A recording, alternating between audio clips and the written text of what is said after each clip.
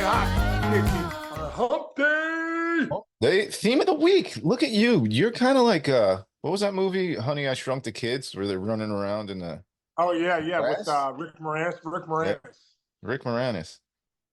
Look at you. You That's ever see Rick Moranis in Strange Brew? dude. Strange Brew is the greatest movie. When I was a kid, that's all my brother watched, dude. Those accents, man. Hosehead, the dog. Hosehead, take off your hoser. Hoser, you hoser. Those guys are so funny. Take off your knob. Dude, speaking of movies and stuff, I got something for you and Sarah. It's a documentary. It's the We Are the World documentary. Oh my gosh, yeah.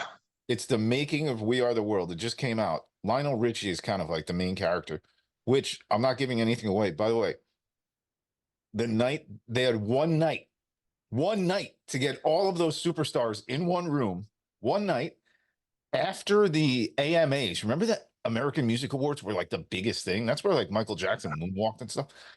Yeah. And Lionel Richie was hosting the AMAs and then had to direct and produce We Are the World. It was this documentary is so good. Lionel's the reason they got there? Like Lionel put that together? Well, him, Quincy Jones, Michael Jackson were like at the heart of it. And like the producers that are in this are so cool, whatever. But look, dude, the whole thing. And by the way, there's interviews, like sit down interviews. Bruce Springsteen, Billy Joel, Cyndi Lauper, Lionel. Dude, it is. The Beatles doc was like about as good a doc as I've ever seen, but that was like a series and that was an entire thing. I would put this as like a 1A, dude. Really? Dude, think about it. Netflix? On Netflix. Think about this, dude. Like 50 of the biggest egos in the history of the world. I'm talking Bob Dylan's in a room, Tina Turner's in a room. You know, you've seen it. Everybody's seen it. Yeah. But they have like sit down interviews where Bruce Springsteen's talking about it, and like Billy Joel, dude. The stress level, this thing, like the stress level is amazing, but also you're listening to Michael Jackson. I've never seen video like this of Michael Jackson in my life. He's trying to figure out the words. They're putting the words down, like Quincy Jones, Michael Jackson, and Lionel. They're writing it. They're writing it as they go. Had like 10 days to get this all together. It was, dude, it was crazy. But Michael Jackson showed, like, you saw his process. I turned to Jess. I go, "This is the greatest piece of video in Michael Jackson history. Like history. He's humming these tunes, and then it gets to he comes up with the chorus on video, dude. 3 people in a room. You got to watch it. I'm not overselling. Cool. It is. There's a choice we're making. Yeah. We're saving our own life. Yeah. Oh, dude. And it gets even better towards the end because you know they have all the solos. Yeah. Like Cyndi Lauper's walking through how she gets a solo. She had a big, huge solo, and she's like, I'm standing next to Diana Ross, and I have the solo, like freaking out. And then Bruce is talking about like how they want him to be, you know, the raspy voice. Yeah. I remember his solo. Yeah, and Bob Dylan about like he's like, I'm not a singer. I'm with all these singers. Dude, it was unbelievable. It was unbelievable. Watch it. I can't wait to watch it. Yeah, we'll watch it this week. Okay, good. Anyway, sorry. I was just very excited about it. What, you know, when you watch something good and it's worth it? Yeah. It's Exactly. like watching a movie where the ending sucks and you're like, I just ruined 2.5 hours of my life. It's gone. Piss me off. Awesome. Nice. All right. Baseball wise, we're going to go to our boy, Mark Feinsand, who's awesome. Does great writing. MLB.com. He came up with he built a team from the best remaining free agents, and it's a good baseball team, Sean. I'll just read through the whole list with you, and then we can go back, okay? Catcher, Gary Sanchez. First base, Brandon Belt. Second base, Whit Merrifield. Shortstop, Tim Anderson. Third base, Matt Chapman. Outfield, Bellinger, Jorge Soler, and Adam Duvall.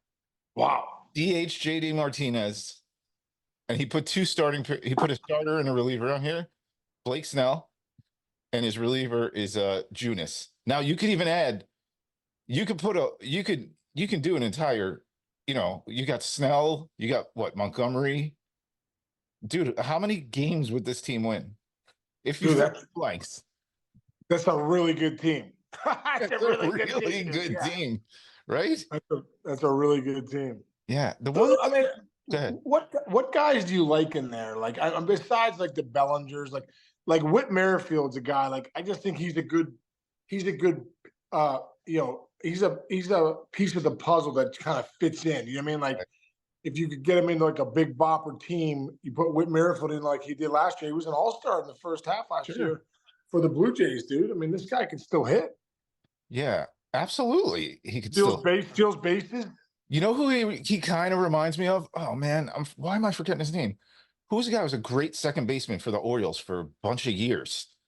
Was never Brian Roberts. Roberts. He's got like a little Brian Roberts in him, not as much pop, but like Yeah. that guy, he's a great defender, steals a couple bases, lock him in, give him 150 games if he can stay healthy. But dude, Yeah. the Tim Anderson thing is interesting to me because I mean, I don't understand. I don't know if his outspokenness slowed him down a little bit because the guy's, I mean, he was like MVP candidate 1 year. The guy can play, but it's interesting that like somebody of his caliber at shortstop does not have a team right now. And there's not really a shortstop market. Yeah. Everybody's Well, he's been banged up the last few years too. Hit one homer last year. Just that terrible year. Seems like I don't know if it was the White Sox, team atmosphere there that kind of like brought down a few good players. But Tim Anderson can hit. If you can hit, you can hit. And Tim Anderson can still hit. I would take a flyer on Tim Anderson, no doubt about it. Right, exactly. JD Martinez is the guy that I think is going to be that's just difference maker. That's what you're thinking, right? Total difference maker, dude. Like, I'm shocked that he's not signed yet. Maybe he's holding back or whatever. I don't know, but that's the question. That's a good question. Also, we had Bob Nightingale on the other night on MLB Tonight talking about Snell. It sounds like he wants 9 years for 270, but I don't think he's going to get that. I'm thinking, maybe 5 for 150 or 6 for 180 makes more sense. I agree. Well, you said, you made a great point the other day. Like, he does walk a lot of guys, right? And he does. We said you've talked to him, and he's done it on purpose. But still, that still scares away. Analytics are analytics. Paper's paper. You don't want guys that walk people that much. The other thing that plays into that kind of stuff with the analytics, correct me if I'm wrong here, but it's like, I remember it was like, if you have a really good defense, you should defensive infield.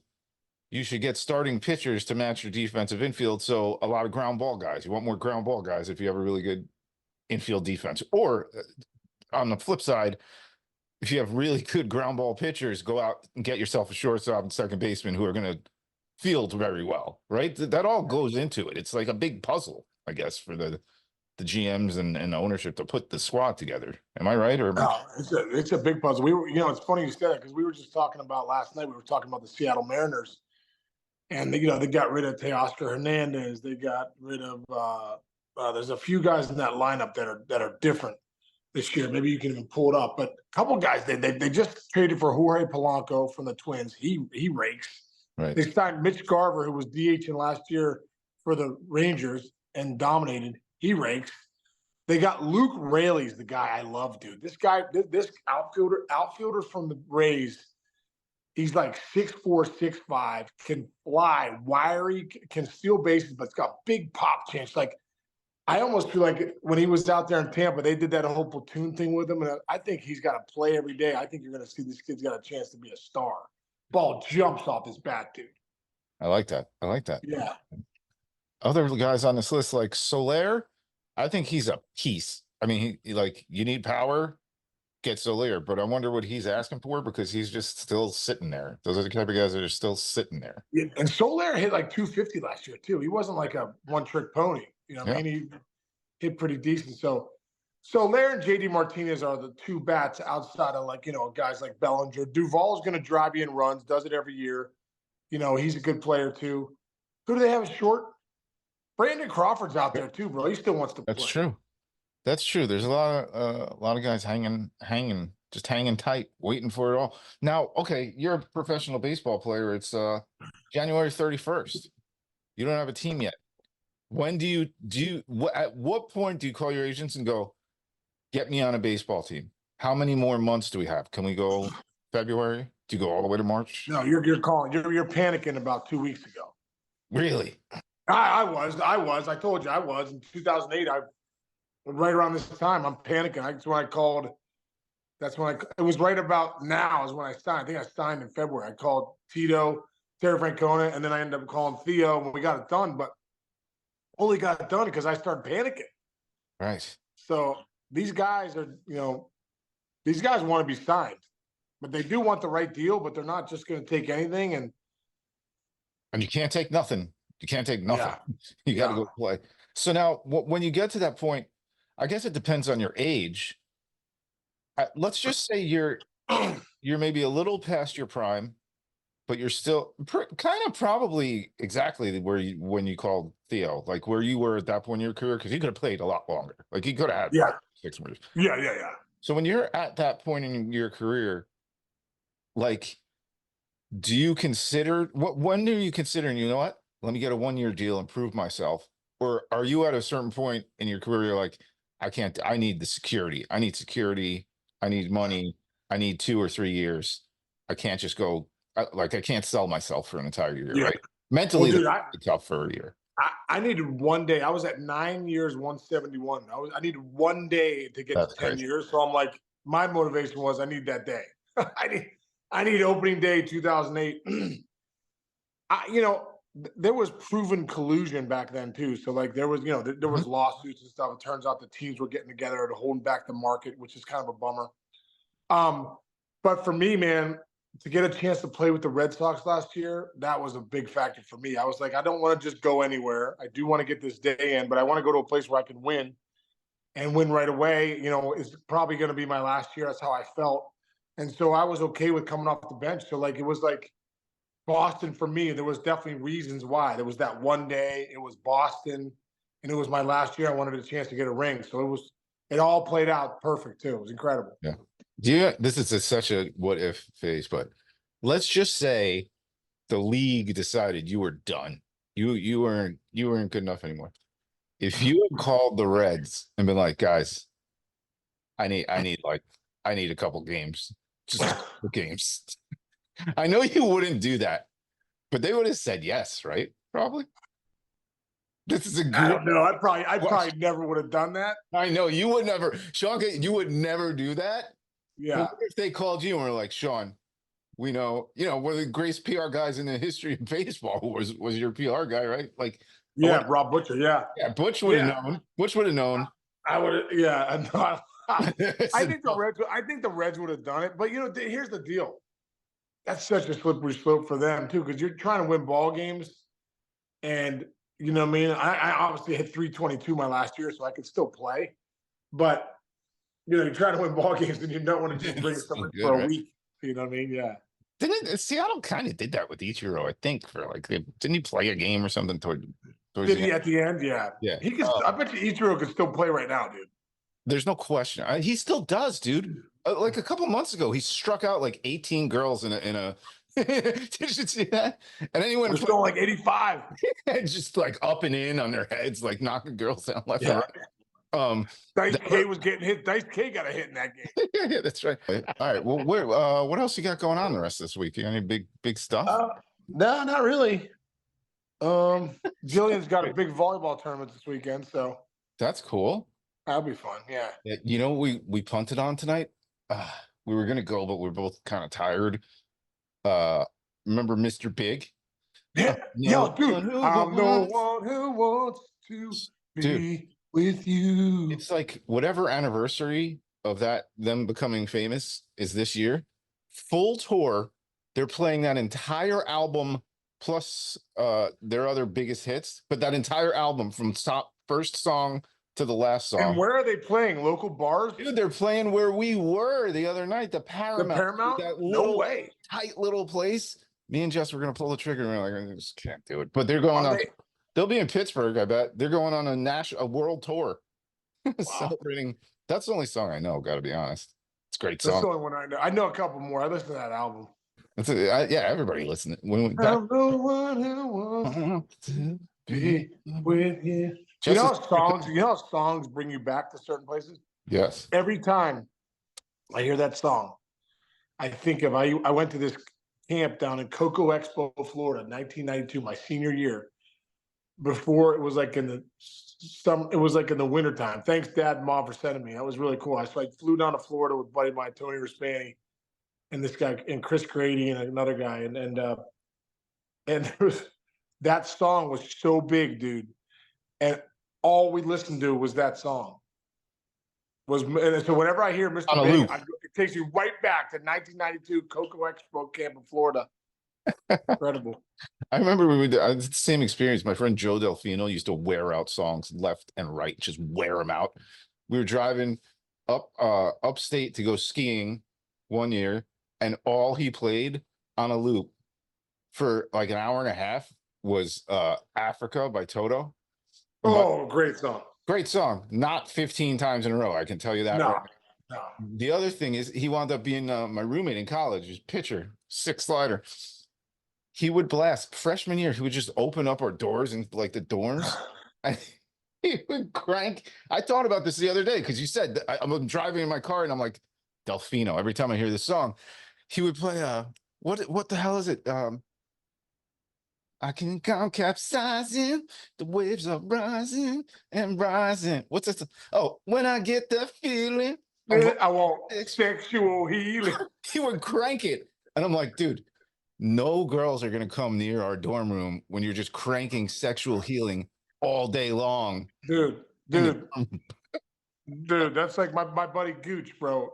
I told Gooch the other day, I go, Gooch, I go, maybe we were lovers in another lifetime because every time I hear the love song from the 80s, I think about Tim McGarvey.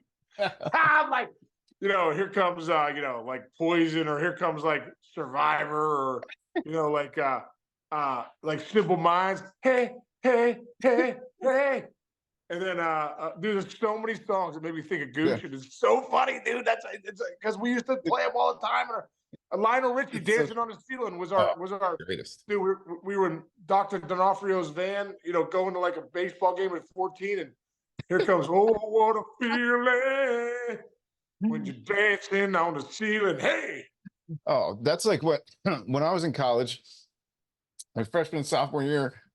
God, you must have looked like such thugs at Columbia because our captain of the team, Don Balsamo, was from Brooklyn, like Avenue U in Brooklyn, like huge into rap and everything. When you go to like a college baseball game, they're just cranking out, put me in, coach. Oh, like, yeah.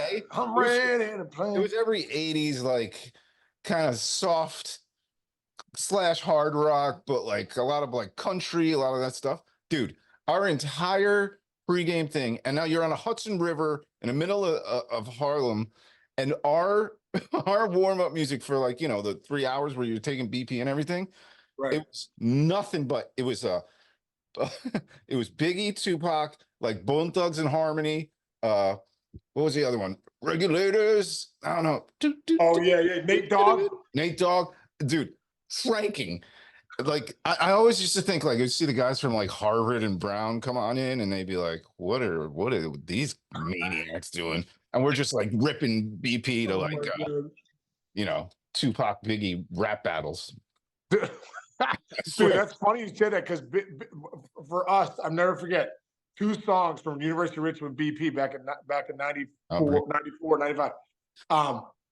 Mr. Jones and me. Oh, that was big. Tell each other fairy tales, Counting Crows, yes. And then Cheeseburger in Paradise. Jimmy Buffett. Those are the 2 songs that bring me back to freaking University. So good. See, there you go. Yeah, but you were down there in like good garage band type music down. You were down there for like one of the greatest times in music in Richmond history, dude. Oh, it was great, dude. It was great. Dude, Dave Matthews was a local band at Richmond, dude. I used to go to bars and watch Dave Matthews in Flood Zone every Wednesday night. I must have seen Dave Matthews 200 times for like $5. I have bootleg tapes from Flood Zone. I have like 6. Yeah, it's incredible. I was there. That's so crazy that I was there on that tape. It's incredible. It's unbelievable. Sean Casey and Dave Matthews were in the same room for probably 25 times. You gotta one day you gotta meet him. Can you get me to meet him too? I don't know him. I know, but you're famous, in college. Dude. You don't know how famous. You should have done it. My buddy used to go back and smoke a little weed with him at the break zone. He'd come back and he'd always go, my buddy Gene Willis, and he'd come back. Dave would come back after the break and always go into the mic, Gino. And I'm like, let's go. Oh, yeah, dude. My buddy Gene Willis used to go back, rip some heaters in the back, and then come out. And every time on the kick, he always go, Gino. You'll hear some. There are definitely some bootlegs where he goes, Gino. Yeah. Wow. Dude. Yeah. And then one other time, my buddy Jay Adams, we're in the front row. And it's packed. Now it's our junior year, so it's packed. For our freshman year, no one's there. Sophomore, junior is packed. We're in the front row. And my buddy Jay's like, hey, Case. He's like, you got my back? I'm like, for what? He's like, these guys are dancing and they're bumping into me. I go, it's packed. Jay, it's packed. He's like, okay. And Jay, for whatever reason, we fought like every couple weeks. Next thing I know, bro, Jay turns around, boom, clocks this guy. Oh, yeah, clocks this guy. Now it's like a scramble, dude. And we're in the front. And Dave Matthews is like, seek up and emotion, and your cup is overflowing. And I'm like, hang on, Dave. We got freaking mayhem here. Jay Adams is clotheslining people in the front row. So Jay hits this guy, dude. Now it's mayhem. We're in the front row, this packed flood zone. Dude, next thing you know, a guy's got Jay's hands behind his back. A buddy of ours that's friends with these other guys, and he's trying to pull him off, but he pulls Jay's arms back. You can see it, dude. All I saw was this guy goes, bam, hits Jay in the nose. Jay's nose goes to his right ear, blows up, dude. Blood goes everywhere. On the bootleg, dude, Dave Madison comes in, stops singing Seek Up, and he's like, peace, my brothers. Peace. Stop. Where to God, dude? I gotta find this bootleg for you. He's like, peace. Let us not fight. Let us not fight. Meanwhile, Jay's bleeding profusely. I'm throwing haymakers. We end up getting thrown out, obviously. We get thrown out. We get thrown out of the flood zone. Then, Dave's back at it. He's like, all the little ants are marching, red and black container wave. So next thing you know, dude, it was one of the greatest things I've ever seen. We go outside, full blood. Jay is full blood. Take his shirt off. I think I might have given him my shirt. I had 2 shirts on back when you used to wear 2 shirts. So I give him like one of my T-shirts. Boom. Bro, these dudes that we fought are pulling out. Jay picks up a beer bottle it's like on the corner. And Jay had a cannon of an arm, dude. The kids, I'm not joking when I say this. It must have been 40 yards from us. This car is driving, flying. Jay takes the bottle, throws it as hard as he can. You see it going? It's like a scene from a movie, dude. It goes through the back windshield. Stop. Right through it. Spider webs it and crashed it down, and they turned left. It was like a scene from a movie. I'm like, oh, I was like, Jay, that was one of the greatest things I've ever seen. Anyway, the police came. We got out of there just in time. But that's my Dave Matthews story for the day, bro. That is the greatest Dave Matthews story. We got to get that. We got to get that clip and tag him. See if he remembers it. I think it was 1995, I believe, 95. And I think he was singing, seek up an emotion, and your cup is overflowing. Must have been a long fight because that song is like 12 minutes long. Oh, bro, no, it was a quick fight. That's when he switched. He switched from the fight. He's like, he's got a new song called "Peace, My Brothers." He's like, "Peace, my brothers, peace." Boyd Tinsley's over there just going. Carter Beaufort's like bam, bam, bam. Stephon Lassard's like bang, bang, bang, and he's Look like, at you. "Peace, my brothers, peace." Greatest story, man. Oh, we gotta clip that. I'm gonna go up and get my tapes and find a tape recorder. Yeah, find it, dude. Find it. It's no doubt in there. My buddy Vinny Wright has like, I'm not saying he has 5 million bootlegs. I'm saying he has 6.5 million. He could find it for us. I'll call him. I call him. I will. All right, let's get after it today. Dude, big day for me. We are interviewing together. Gronk and Julian Edelman will be with Trey and Jake. Oh, that's gonna be great, dude. Dude, those guys are so funny. Edelman's stories. I was watching Edelman's stories. Dude, his stories are unreal. He's a great storyteller, dude. He's a great storyteller. They're great friends. Do they have a podcast together? No, I think everybody just puts Edelman on all of their podcasts. I know. Yes, like he's the greatest guest. He's like almost like he's like the master podcaster. He goes on all of them. He kills it. And so Gronk's great. So good. Gronk's so good. Billions. Let's see if we can get him on the mayor's office, bro. Let's make some calls. All right. Well, I'll see him today. Ask him today. Kids, you won't do it. You won't do it. You won't ask Edelman to come on our podcast. I'll ask them today if you ask better today. All right. I will ask him. I'll be like, hey, you guys like Yeah. baseball? Just say, hey, dude, Sean Casey's a huge fan of you guys. They're like, who's Sean Casey?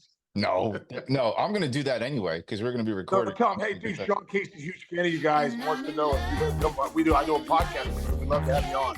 All right, I'll do it. All right, all right, All right, all right, bro. All right, we'll catch All right, up. I'll talk to better. All right, Yeah, my ass. All right, see ya. all right, bro. Have a great rest of the day. Thanks for listening, everybody. See you tomorrow. Subscribe, download.